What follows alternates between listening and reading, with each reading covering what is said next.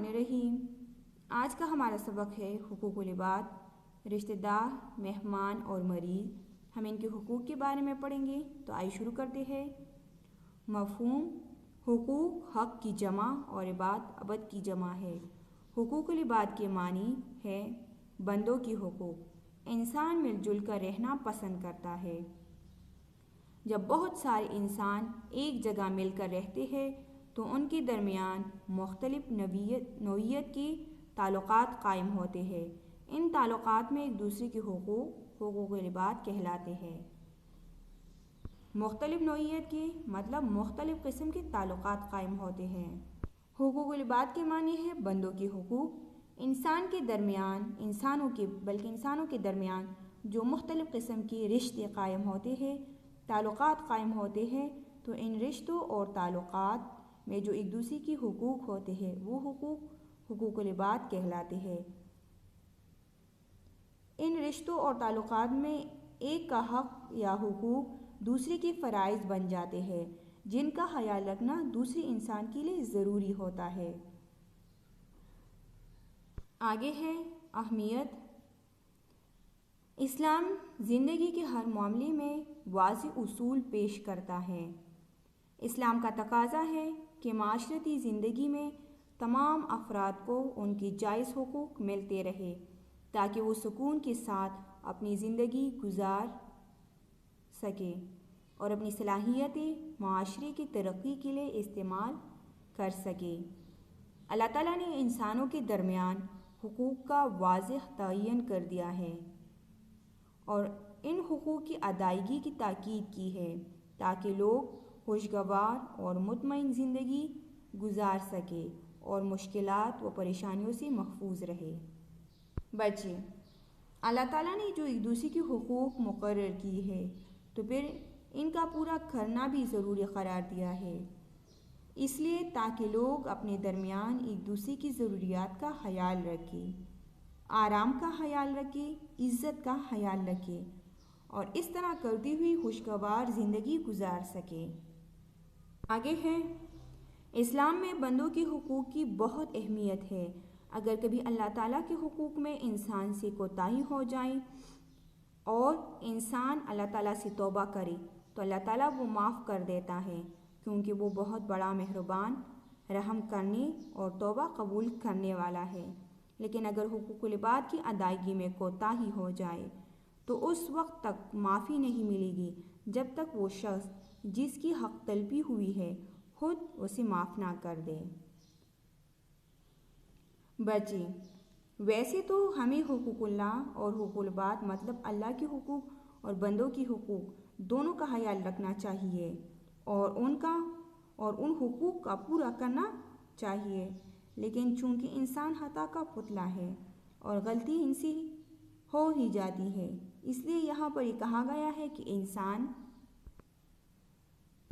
अगर कभी अल्लाह ताला के हुकूक में कोताही करे और फिर वो अपने उस अमल पर शर्मिंदगी का इजहार करे, तौबा वगैरह करे, अल्लाह से सच्चे दिल से माफ़ी मांगे अल्लाह से, तो शायद अल्लाह ताला माफ़ कर दे उस बंदे को, क्योंकि अल्लाह ताला रहम करने वाला है।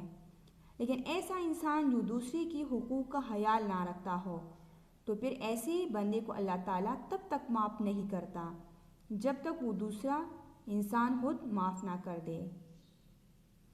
तो इससे हुकूकुल इबाद की अहमियत का पता चलता है कि इनका ख्याल रखना कितना ज़रूरी है। आगे है रसूल अकरम सल्लल्लाहु अलैहि वसल्लम की एक हदीस का मफ़हूम ये है कि क़यामत के दिन मेरी उम्मत का मुफ़लिस तरीन मतलब गरीब तरीन शख्स वो है जिसने दुनिया में बहुत ज़्यादा नेकियां कमाई होगी मगर हुकूकुल इबाद की अदम अदायगी की वजह से जहन्नुम में दाखिल किया जाएगा। आगे है इससे साबित होता है कि इस्लाम में बंदों के हुकूक की कितनी अहमियत है, यानी जब तक जालिम मजलूम से माफ़ी नहीं मांगेगा उसे माफ़ नहीं किया जाएगा। वो नेकियां करने वाला आदमी क़यामत के दिन गरीब कैसे होगा? वो ऐसे होगा कि चूँकि उस आदमी ने इस दुनिया में लोगों के हुकूक का ख्याल ना रखा होगा, इसलिए क़यामत के दिन उनकी नेकियां एक एक करके उन लोगों को मिलेगी جن کی اس نے حق تلفی کی ہوگی اس آدمی نے، اور اس طرح سے اس کی نیکیاں قیامت کے دن دوسرے لوگوں کو ملے گی۔ تو بچے دیکھیے، اس سے بھی حقوق العباد کی اہمیت کا پتہ چلتا ہے کہ ایک دوسرے کے حقوق کا خیال رکھنا کتنا ضروری ہے اور اہم ہے۔ ذیل میں رشتہ داروں، مہمانوں اور مریضوں کے حقوق کا ذکر کیا جاتا ہے۔ آگے ہے رشتہ داروں کے حقوق۔ والدین، اولاد اور میاں بیوی کے حقوق کے بعد اسلام میں سب سے زیادہ اہمیت دیگر رشتہ داروں کے حقوق کو دی گئی ہے۔ والدین کے بعد ہمارا سب سے زیادہ قریبی اور گہرا تعلق رشتہ داروں سے ہوتا ہے۔ ہمارا پیارا دین اس تعلق کو گہرا اور مضبوط بنانا چاہتا ہے۔ مسلمانوں کو حکم دیا گیا ہے کہ وہ اپنے عزیز و اقارب کے حقوق کا خیال رکھیں اور ان کی ضرورتوں کو پورا کریں۔ تلقین کی گئی ہے کہ جو کچھ اللہ کی راہ میں خرچ کرو، اس میں ترجیح اپنے رشتہ داروں کو دو۔ ارشاد باری تعالیٰ ہے وَآتِ ذَی الْقُرْبَىٰ حَقَّهُ، ترجمہ، اور رشتہ داروں کو اس کا حق دو۔ عزیز و اقارب سے مراد رشتہ دار ہے کہ ان کے حقوق کا خیال رکھیں۔ اب ان رشتہ داروں میں بہن بھائی، چچا ماموں، ان کی بیوی بچے، خالہ پھپھو اور ان کے بچے وغیرہ آتے ہیں کہ ہمیں ان کے ساتھ تعلق کو مضبوط کرنا ہے، ان کے حقوق کا خیال رکھنا ہے، ان کی ضروریات کو پورا کرنا ہے۔ اللہ تعالیٰ کا ارشاد ہے کہ رشتہ داروں کو ان کا حق دو۔ یہاں اشارہ جائیداد، مال و دولت کی طرف بھی ہے کہ زیادہ تر لوگ رشتہ داری نبھانے میں تو اچھے ہوتے ہیں، لیکن جب وقت مال اور جائیداد کی تقسیم کا آتا ہے تو پھر وہ پرائے بن جاتے ہیں، تو یہ چیز غلط ہے۔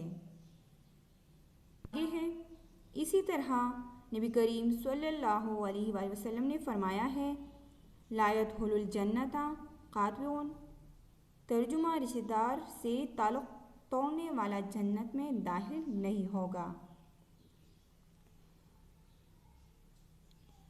اور اسی جائیداد وغیرہ کے لیے لوگ پرائے بن جاتے ہیں اور رشتوں کو توڑ دیتے ہیں۔ تو ادھر حضور صلی اللہ علیہ وسلم فرما رہے ہیں کہ ایسا بندہ جنت میں نہیں جائے گا جو رشتہ داروں سے، اپنی عزیز و اقارب سے تعلق توڑے۔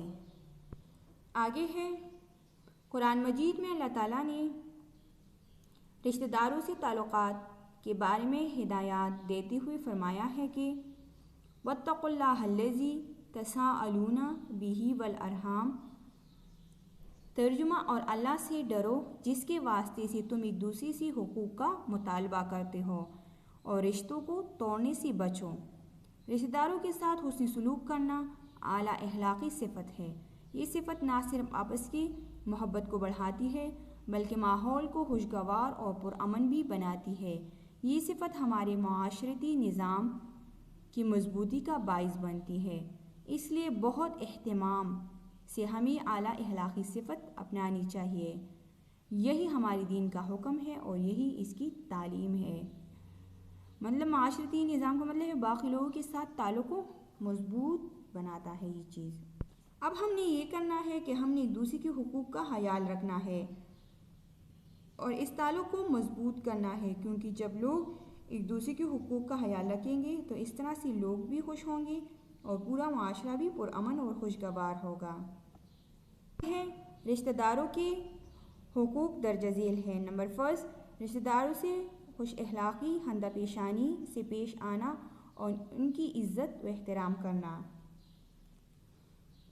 یا کہ اگر کہیں پر رشتہ دار مل جائے یا وہ آپ کے گھر آئے تو مسکرا کر ان کو خوش آمدید کہنا چاہیے۔ سیکنڈ نمبر ہے ان کے دکھ، درد، مصیبت، پریشانی میں شریک رہنا، اور اگر وہ تنگ دست ہو تو ان کی مدد کرنا،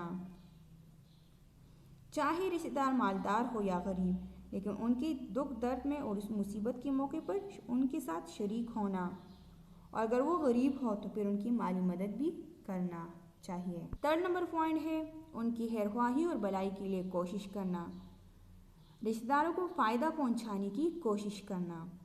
فورتھ، ان کی مالی اور اخلاقی مدد کرنا، بیماری میں عیادت کرنا اور ان کی ضرورتوں کو پوری کرنا، چونکہ بیماری کے دوران بھی انسان دل بہت نرم ہوتا ہے، اس لیے ایسے موقع پر اس کو تسلی دینی چاہیے۔